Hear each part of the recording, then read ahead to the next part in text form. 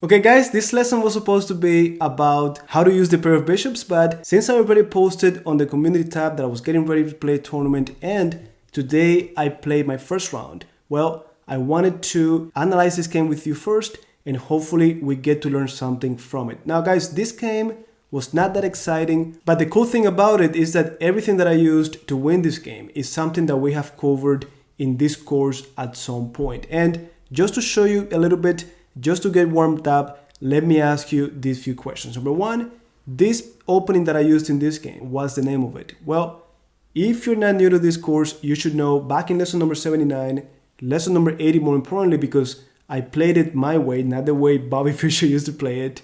Well, you should know that this is the King's Indian attack. Now, another question for you. What was the very first move that I played in this game in order to get to this setup? And then lastly, but more importantly, what move did I do at this point in the game? How did I take on d5? Did I take with the pawn, with the bishop, or with the knight? Okay, guys, even if you don't want to share your answers, think about it, and then you can compare to what I did and also the reasoning behind your decision. So anyways, the first move that I did in this game, guys, was pawn to g3. And I know what you might be thinking. Okay, when we talked about the King's Indian attack, we learned that we start with e4, and then we could get that set up. Well, I also told you back then that I don't like the fact that my opponents could do the Scandinavian, they could do the Sicilian, they could do the French. So what I do is I do it my way, and typically I start with knight f3 and then I transpose into it. But in this game, I decided to just do pawn to g3. Not a big deal. Now guys, in this lesson, besides just analyzing the game, I wanted to talk to you about psychology before, during, after the game. Let me start by telling you why did I play Actually, let me show you. So after g3, my opponent did knight f6. Let me show you the first few moves. Bishop g2, and my opponent did g6, guys. So it looks to me like this is going to be more like a symmetrical setup. And at some point, up to some point, that's exactly what happened. So we got to this position, and one of the things that we have talked about this system is that after you get this fianchetto in the king's castle and so on, you could transpose into something else. Like if you do, guys, pawn to d4, well, this is going to be, since they did this setup, it could get into a fianchetto variation of the King's Indian defense. If the black pieces had done something else, like knight f6, e6, bishop e7, d5, and you still do d4 and c4, this is going to be more like a Catalan. We haven't talked about the Catalan yet, but we will. It's a very good opening, and I think you're going to enjoy it a lot. Also, if you don't feel like doing c4, you could do c3. It's a very quiet game to play. Also, guys, if you're more of an English opening player, you could do pawn to c4. You're in an English game. And of course, there are other things you could do, but I decided to just go pawn to d3, guys. And I'm trying to get into my King's Indian attack. Now, my opponent here, to my surprise, did pawn to c6, and then after pawn to e4, they just did d5. Guys, I have to say, typically, my opponent here does d5 right away, but they decided to do c6, e4, and d5. Now, if you think about it, this is almost like, it could have been like a Caro-Kann opening. So if I go all the way back, let's say I had started with e4 and they had done c6, Caro-Kann defense. If I want to do the King's Indian attack setup, well, when they do d5, knight d2, and then look, we could have gotten to the same position easily. Of course, most Caro-Kann players are not going to do this fianchetto afterwards, but just to show you how flexible, how easy it is to transpose from one position into the other. And that's it. This is the same position that I got. Now, guys, why did I play this in this way? Why didn't I do the d5? Well, I already told you the reasons, but let me talk to you more about the psychological part now. Not that I want to sound like, oh, I know so much about chess psychology or anything like that, but in my mind, this is what I'm thinking. When I do a move like pawn to g3, I'm already telling my opponent, okay, throw out the window all of your home preparation, all of your opening memorization, your opening traps. There's no main line of the Sicilian or anything like that. With this g3, we just gotta play chess. And they gotta show me that they know what they are doing. So when we did this, and I got pawn to d5, I just went knight b to d2 next. And guys, this is exactly the King's Indian attack that we learned. Now, from this moment, I could have done anytime e5, play more aggressively, and so on. Instead, I'm just playing quiet, trying to stay in my elements. And to me, this is more important than anything else. Now, what I want to do from this moment on is I want to activate the engine, guys. So when I do activate, notice how it says plus 0.4. You should know this is nothing. This is like an equal game.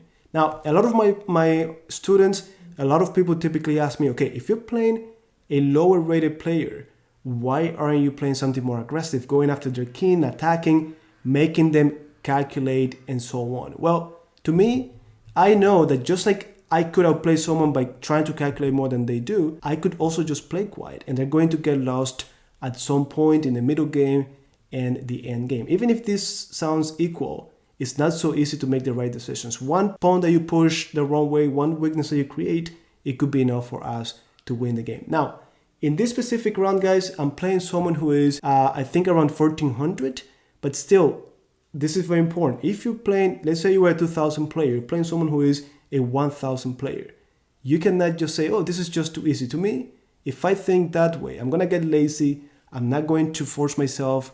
I'm not going to calculate as I should. So to me, in my head, this person is a grandmaster. And if they actually are grandmaster level, well, I'm going to be fine. If they're not, they're going to get lost at some point. I'm going to outplay them anyway. It doesn't matter to me if I do it in 10 moves or 50 moves. So anyways, after I did knight b to d2, my opponent goes bishop to g4. So first move that is a little bit compromising, guys. When you do something like this, you need to know that at some point h3 is going to come. You're going to be asked the question if you're going to take, stay, or leave. And at that point, you need to decide how much you value your pair of bishops. So anyways, bishop g4 happened, and I just continued to keep it quiet. So pawn to c3.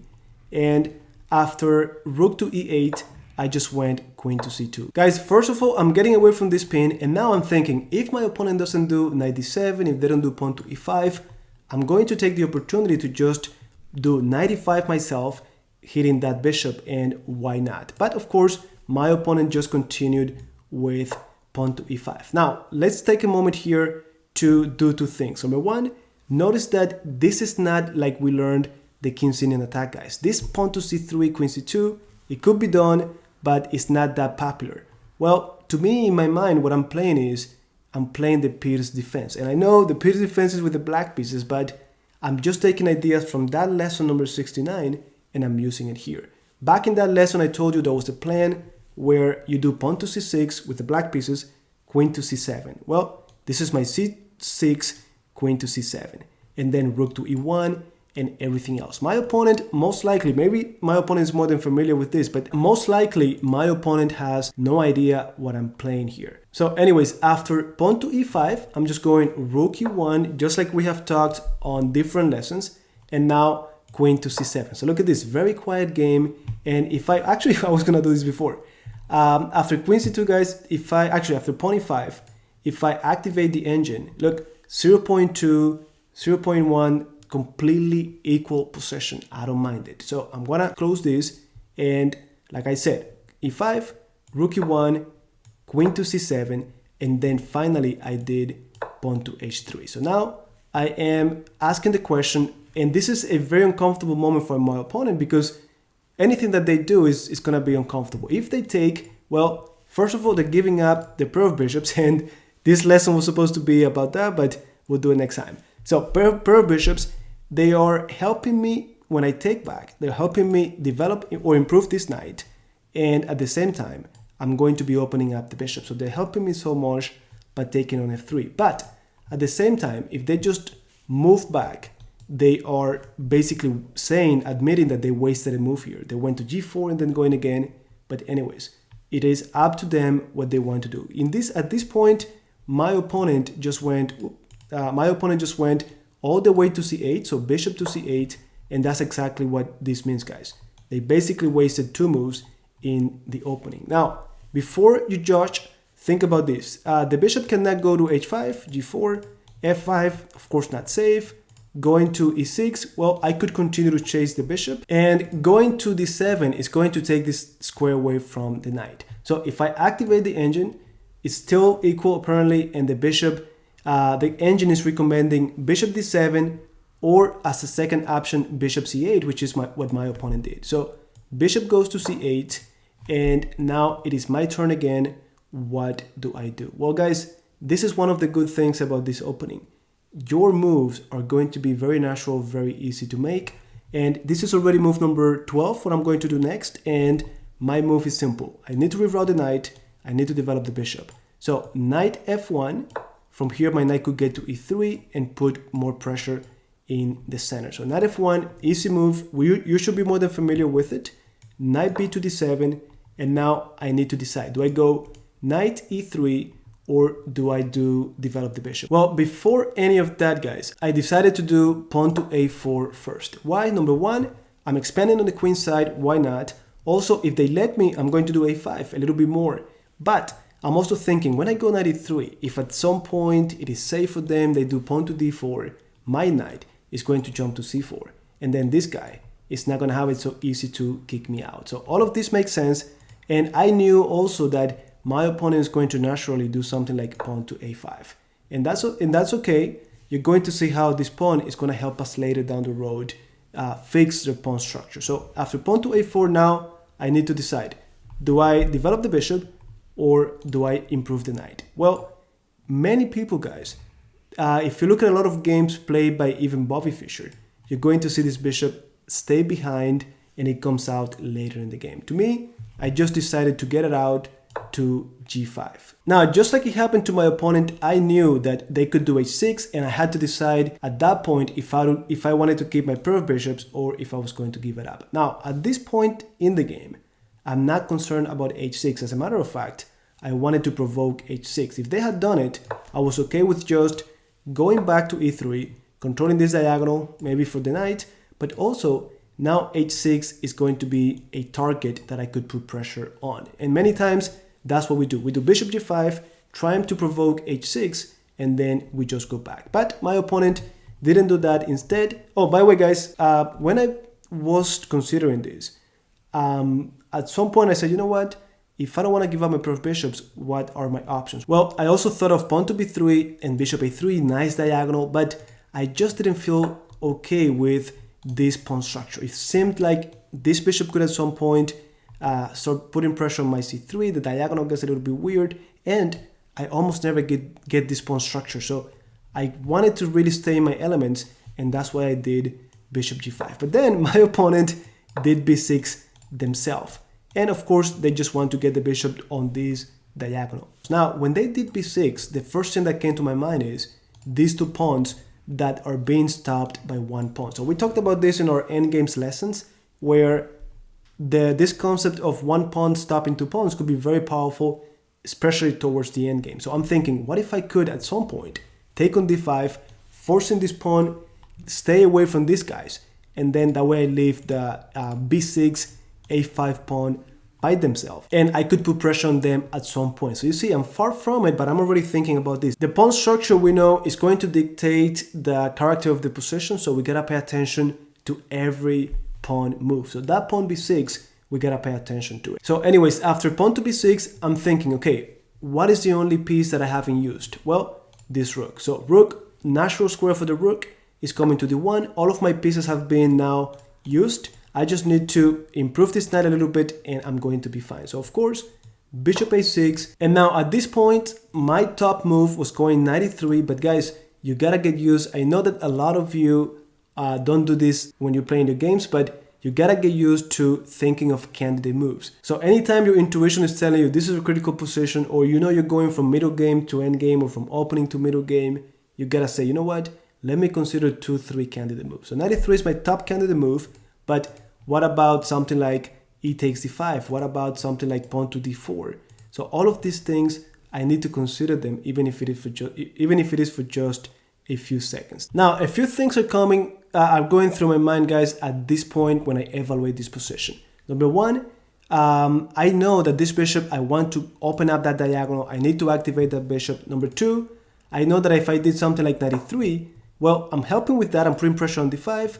But also, I knew that they could do h6 now, and I was forced to trade my bishop. I couldn't go back.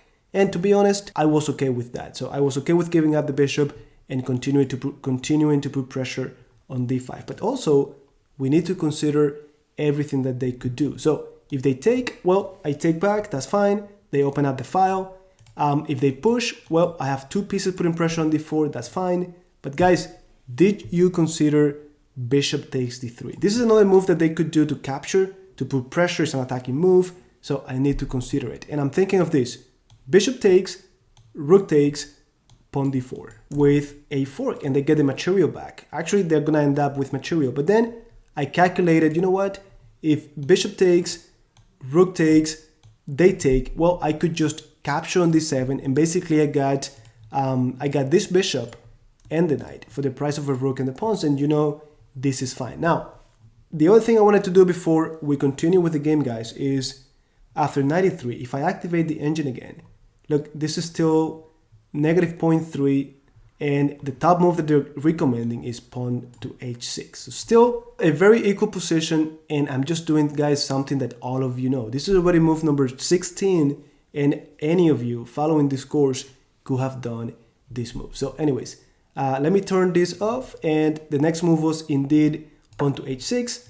I have to take, they take, and now, just like I had calculated, I'm going to take on d5. So my opponent did knight takes, fine, I'm going to take on d5, pawn takes on d5, and now I need to continue to put pressure on this pawn. Notice how this diagonal is looking way better for my bishop, it's clearing up, and now I just said, you know what, I'm going to do queen to b3, I'm putting pressure on that pawn, I'm getting away from this pin that is not a big deal, but it could be something at some point with maybe d4, I don't know. So I just went queen b3, and at the same time, I'm putting pressure on this backwards pawn, and we have also talked about this kind of pawns, what we do, and so on. So I was happy with queen b3, I was happy with this transition. Look, just a few moves, I just took on f6, then I took on d5, again, and now queen b3.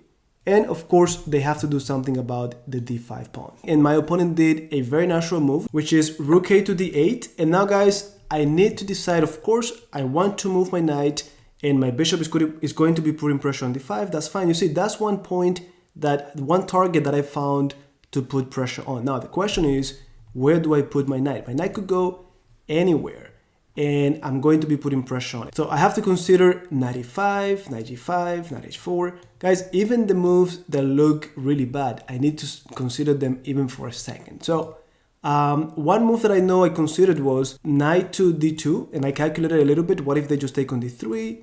I could take on d5, and I'm putting pressure on this diagonal. I also calculated, what if I just go knight h4, and if they ever, because of this pressure, if they ever push, well, because of this pin, I could just take on g6. But guys, this is just a one move threat, and they could easily see it. Even if they see it, I'm just going to be getting a pawn, but if they don't fall for it, my knight is going to be on the edge. That's exactly what we don't want. So we gotta keep following the principles of chess that we have learned, and not fall in love with this cheap trick. That's a very cheap trick. I don't want to get into that. So instead, I'm going to utilize something more sophisticated, something that we learned in our last lesson. So that exercise about Karpov, we talked about how he wanted to reroute his knight, and we talked about how we need to think of that knight floating in the air, and you could place it on any empty square on the board. So what would be the best square for my knight? Well, I'm putting pressure on d5. What if that knight could be on e3, putting pressure on d5? So now, if I want to get to e3, the knight needs to be on g4 or f1. And if I want to get to any of those squares, well, I need to be on h2. So I'm thinking of knight h2, knight g4, knight e3. So that's exactly what I did. Knight h2. Now I'm putting pressure on d5, and my opponent just went bishop b7. Now that bishop is not putting pressure on d3 anymore. The bishop is going back, passive, defending d5. But now knight goes to g4, just like we talked about, trying to get to e3. And now this is, I think, what my opponent made an inaccuracy. So instead of using this move to do something more energetic, something more consistent, my opponent attacked the knight. So of course my knight wants to get to e3, and they're just making it easier for me. So h5, knight e3, and now I have three pieces putting pressure on that pawn. So after knight e3, we have queen d6, and now guys, the question for you is, what would you do next if you were the white pieces? Feel free to take your time and do not rush. Well, to me, it was pretty obvious, guys. I wanted to do pawn to c4 because that way I'm going to create weaknesses on the light squares. So from here, I need to consider a few things. If, of course, if they just take on c4, or if they just push, or if they don't do anything. Well, now I have 1, 2, 3, 4 pieces attacking, so of course they have to do something. I don't think they could easily defend it. Well, if they take, I could easily take with the pawn, hitting the queen, and then I'm gonna have, among other things, 3 versus 2 on the queen side. I could take with the knight, and I'm going to be hitting the queen, double on that pawn, and of course the bishop as well. So I think we're gonna be getting material there. But if they do something like d4, of course I could get the bishop. If they take on e3, well, I could take back, I win material, I'm going to be fine as well. The other move they could have done was pawn to e4. I think that was probably more interesting. But instead, guys, and by the way, let me go back here and let me activate the engine just for a moment. So this is, look, positive 0.5. This is what the engine is giving us. And look, the top move is pawn to c4. But to me, guys, I feel more here like I'm already getting a huge positional advantage. So that's why I'm saying don't worry too much about what the engine says. Just make sure that it makes sense to you, that you have a reason for every move. So pawn to c4, and now instead of doing e4, d4, or d takes e4, my opponent did queen to b4. Now, even worse for them, because now when I take, they get doubled pawns, isolated. This should be a pretty easy endgame. And now this is the position that I showed you at the very beginning of the lesson. So what did you decide? Would you take with the pawn, knight, or bishop? Well, to me, it was pretty obvious. We have talked about this on lesson 52. If you have no idea, go back to that lesson, guys. When we talked about outposts, we said they have to be a square that cannot be controlled by one of our opponent's pawns. Ideally, we would first secure it, then occupy it. So how am I going to secure it? Well, the only piece that could ever kick my knight out of d5 is going to be this bishop. So I'm going to take with the bishop. First, I'm simplifying the game because I'm winning. We have talked about that. But also when they take, then my knight is going to stay in the center forever. If they want it gone, they gotta give me the rook. And even this backward pawn that I have is going to be safe because the knight is blocking the rook. Now, when I did bishop to d5, they did not take, just rook d7. I was happy to take. Rook takes d7. And now a few moves later, the game was done. So everything collapsed the moment that we started to put pressure on those light squares. And now, guys, there's no doubt our minor piece is better than this minor piece. Now, at this point, I thought immediately of just going knight to d5, but I remembered, and I know we have talked about this, always, I think it was Nimzovich. Well, it was someone who said, never trust the logical moves, guys. So a logical move, a move that comes to mind is knight d5 already, but we gotta be careful. So I was thinking of, maybe I should do b3 first, putting all of my pawns on light squares so that the bishop cannot attack it. There's no rush to do knight to d5. So that's something that crossed my mind, but I said, you know what? It's not a big deal doing b3 right now because if they ever do b3 to prevent me from doing it, well, that's gonna be a very weak pawn that I could collect on b3. E4 to just go for it immediately doesn't really make sense. So I just went knight to d5. This e4, this is gonna be pinned. I could just do b3 right now, but well, you know what? My opponent did b3. Now, the question for you guys is, what would you do next if you were the white pieces? So this is a good moment to say, I'm winning. I don't want to throw this away. I don't want to blow it. So how do I play here? Well, guys, just like this maneuver that we did with the knight, going here, e3, d5, well, I also thought of another maneuver to just get that pawn. And it's very simple. Rook a1, rook a3, and we get that pawn. That's exactly what I wanted to do. Now, if I activate the engine again, look, now it's given 2.9. Of course, the pawn structure is destroyed on the queen side. We're up a pawn, superior minor piece. And look, the top move is indeed rook to a1. So rook a1 was played. By the way, guys, I calculated e4, all of that. I knew that I was going to be fine. It's not like I just played rook a1 going for the pawn. I needed to consider what my opponent could do. So rook a1, then pawn to f5. So rook a3, putting pressure on the pawn. Now rook a8, and again, I need to make a decision. Am I desperate to get this double isolated pawn that is not going anywhere and give them my healthy pawn, or should I hold on to my pawn first and then I go for it? Well, I just went rook 1 to a1. Now when I take, I'm going to be defending. Of course, I knew e4 was coming, so I calculated this. Look, I'm here taking my time and I'm thinking, rook a1, e4, I take, protecting the pawn. Then they take, I take on d3. And at that point, when the bishop takes on b2, well, I'm going to have this rook that is here. I'm going to go rook a1 or rook b1 with the skewer, and I'm going to collect anyways. At that point, I'm going to have two passed pawns, the superior minor piece, and so on. So that's exactly what happened.